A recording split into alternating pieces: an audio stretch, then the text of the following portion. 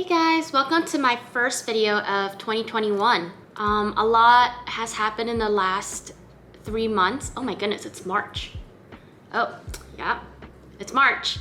And even though I've been kind of busy behind the scenes, I haven't upkept my videos. I am excited to come back and restart this video log journey with everyone. I have took video clips of different things like opening packages and receiving materials, but I never was able to find the time to put everything together.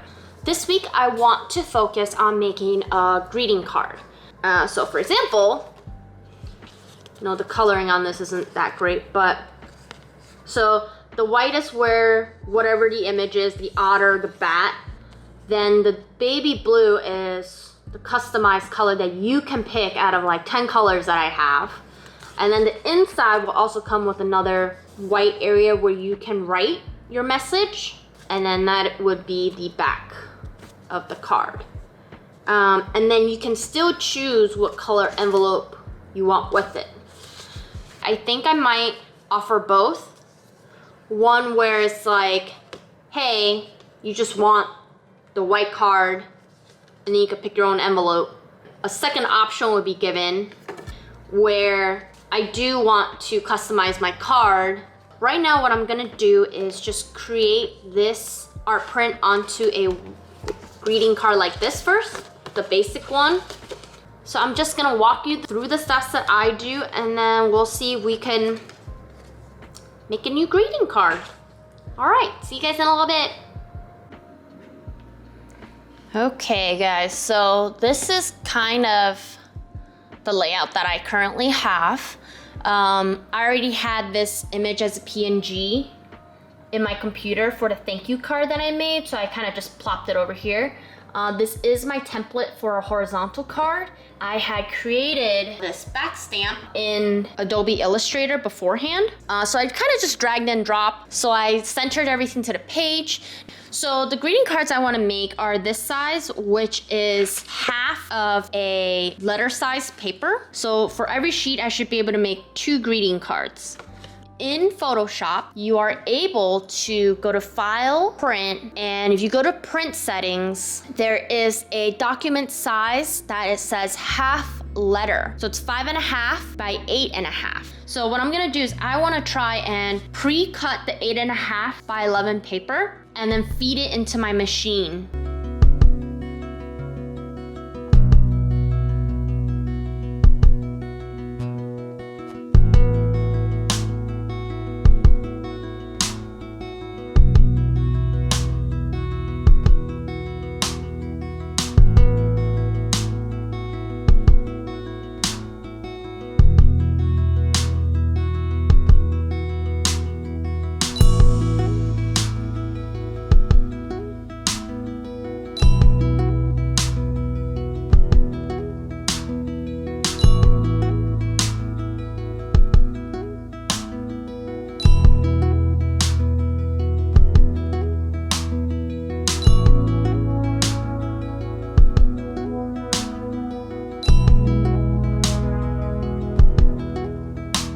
And here's the card. Ta-da!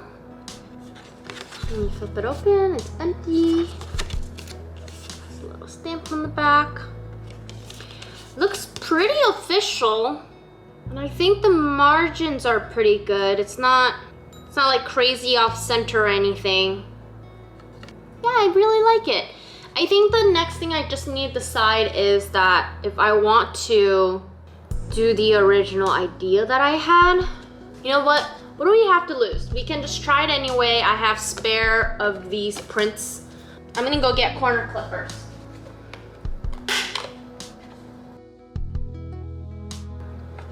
It's just so satisfying to like punch corners. I don't know why. Okay, so let's give this a try.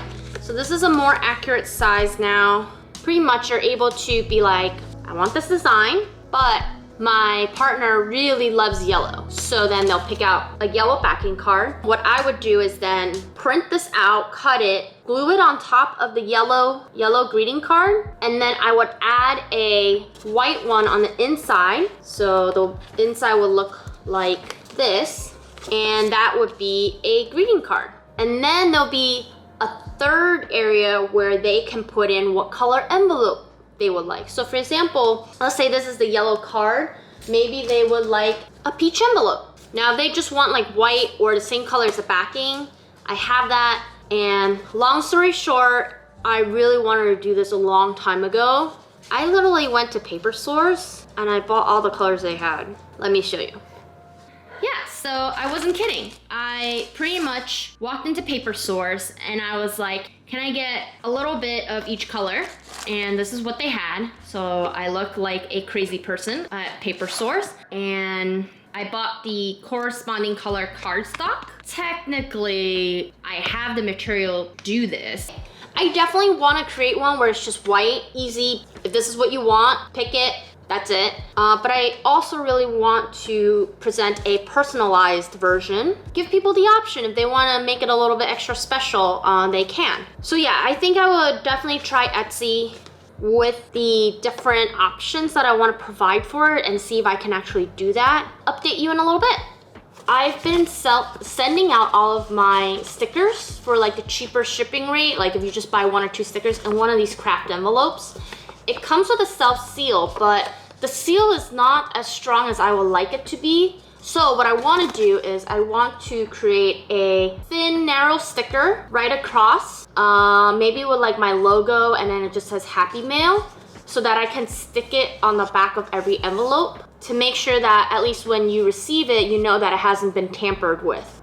What I need to do after that is actually test out new sticker paper. So the current sticker papers I have are the waterproof vinyl, which are great. I love these a lot. I use these for my stickers, but the problem is the paper is pretty expensive. I think initially when I started off, I was just using the same type of paper for everything because it's what I have on hand.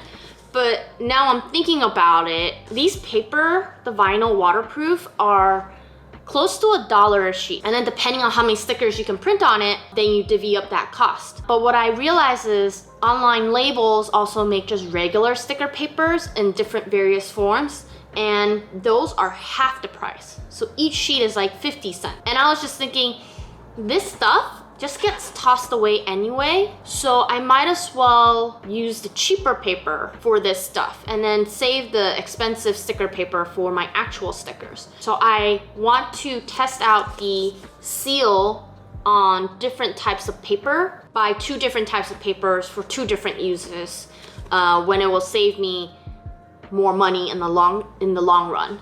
I'm gonna get to designing and then test it out on different paper, and I'll bring you guys back when I'm testing the different papers. See you later. I know that Cricut has a limit of what, 6 by 7.5 by 9.25. So I think what I want to do is I'm gonna copy and paste this, and I'm gonna rotate it, maybe. All right, let's see. Let's go ahead and print it. Continue, send to printer, add bleed. We're gonna try add bleed this time. And I am gonna try the same paper on the ultra premium setting with high. I'm gonna print. So the last step of this is to just make sure that when the Cricut cuts it, they won't cut into each other. So there's still one more step before this is considered successful. It finally printed out, and let me show you this, because last time I don't think I had a really good example, but this is without a bleed, and this is with a bleed. And they're the same file. So it's just, the program will expand the border all the way around. Just the outside border all the way around. And what this will do is that when you cut it, there'll be less of a mistake.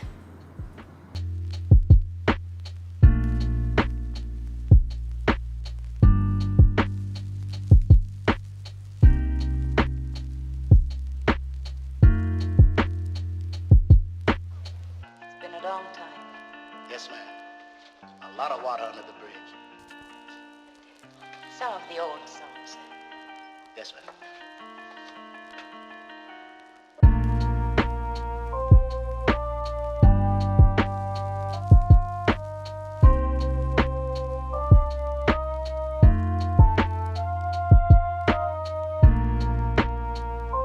Okay. Hey guys, so what I did was that for each paper, I tested out 2 different print settings because I know sometimes when you do like a higher quality print, the colors will change a little bit.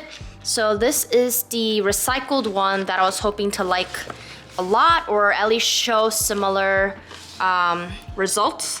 Here is the 2 different types. Double check.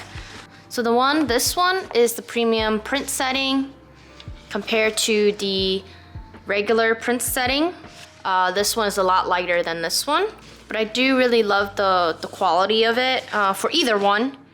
They both look nice and sharp. And then here is just the standard white matte. Same thing again, I believe the premium setting versus the standard setting. The colors are darker on the premium. Still came out super sharp. The standard, I don't know if you can tell, it shows a little bit more of the fibers of the paper, which looks good too. Just depends on your personal preference. And this is the glossy one that we initially first tested. I personally will still probably go with the recycle just because the results seems very similar to all the other ones. Like you can't really tell. And the price difference actually is that the glossy was half the price of the vinyl sheets. So the vinyl sheets are $100 for 100 sheets.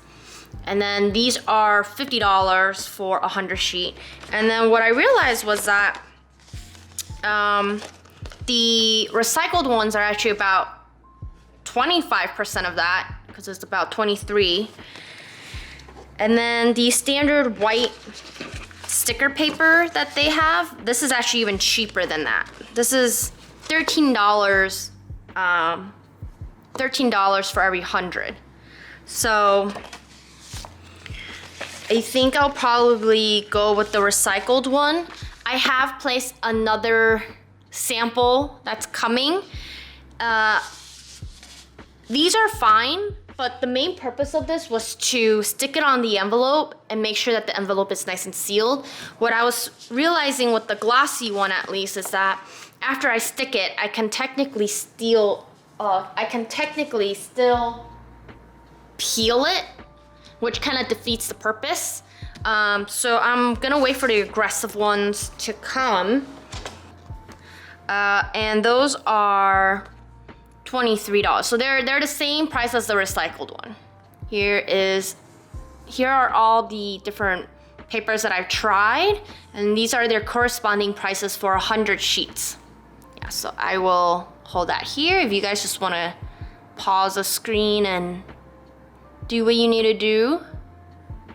So once again, this is not the paper that I'm gonna use for my actual stickers. My actual stickers are still gonna be the waterproof vinyl.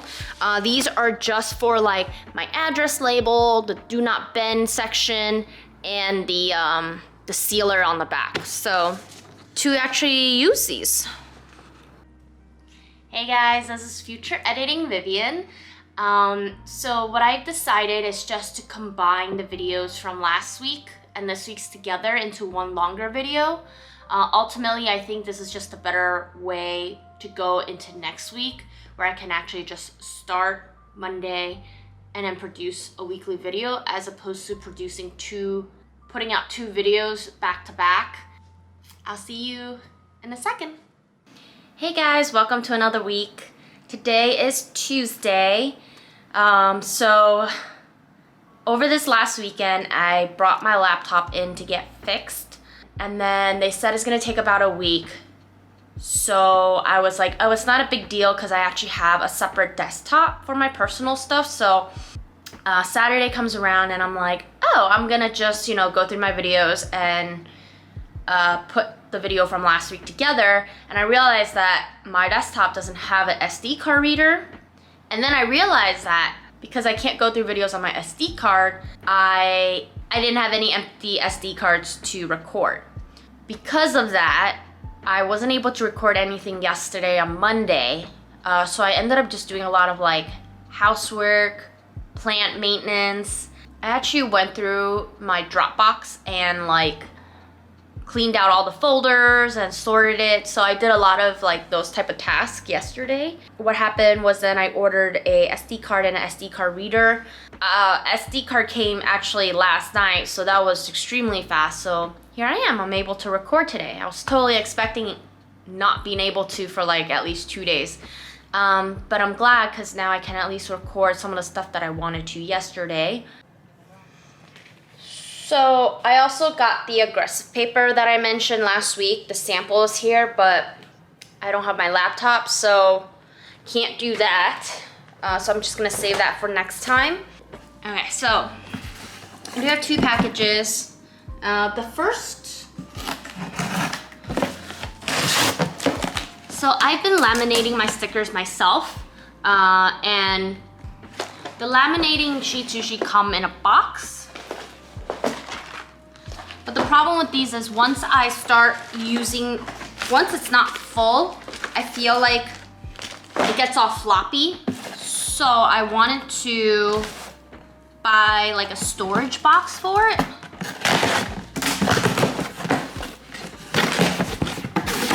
So initially I wanted something like in a plastic case, but the problem with the plastic case is that even though they're 9 by 12, they usually don't fit a 9 by 12 sheet. They usually fit like an 8.5 by 11 sheet. So I went with a folio storage box.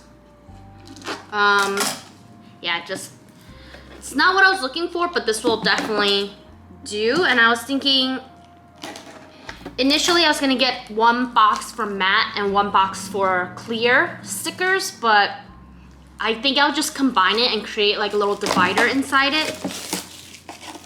I don't have much room to begin with, so, but here it is. I'll list this in the description as well. The size is 9.5 by 12.5 by 1 3/4. Yeah, so it could actually fit stuff that's like 9 by 12, which is what the laminating sheets are. I also want to just like try and keep dirt out of it. There we go. Should I still keep it in this? Maybe I'll still keep it in this. Oh, nope, just kidding, I ripped it. We're not gonna keep it in that. Okay, so that's that.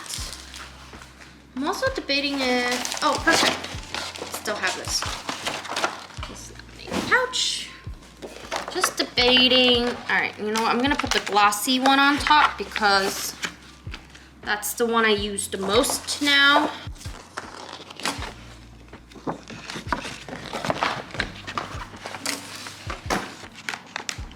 Pile. I don't know if that makes sense or not. Here's a side view. So hopefully this will keep it nice, safe, and flat, and I can easily like pull it around without a flimsy box. So that's nice. I'm gonna go ahead and put this right next to my cardstock. Okay, so I caved and I bought a new storage solution for my stickers. So I used to keep my storage stickers like this, and pretty much when I needed something, I would grab it, open it, find it, and then take it out, then close it, and put that back. It just seems a lot of extra work. So I finally caved and I bought plastic drawers. Hopefully I measured this out correctly. It should be able to fit on that shelf that you saw.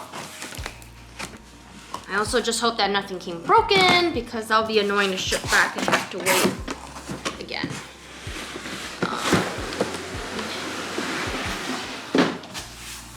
You guys have probably also saw a lot of artists have this as well. they're just pretty much screw holders. There you go.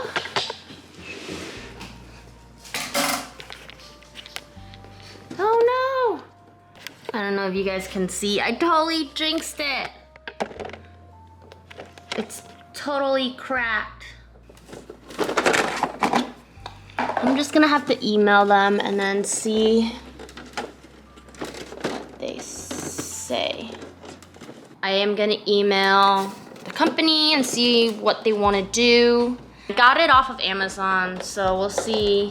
I think Amazon wouldn't give me too much issues. I think it's just a matter if I have to ship it back. But yeah, this particular drawer set, you've probably seen them in these Home Depots and whatnot, and a lot of crafters recently have been getting them. But sometimes they're like same size, but they're divided in half with individual drawers. My stickers are usually around 2.5 inches by like 3 inches.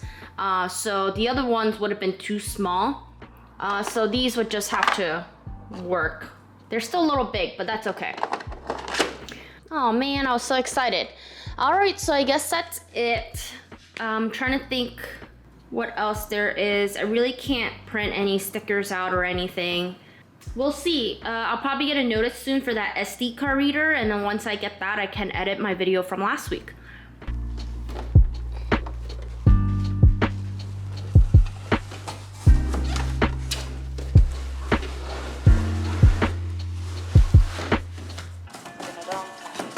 Yes, ma'am. A lot of water under the bridge. Some of the old songs. Yes, ma'am.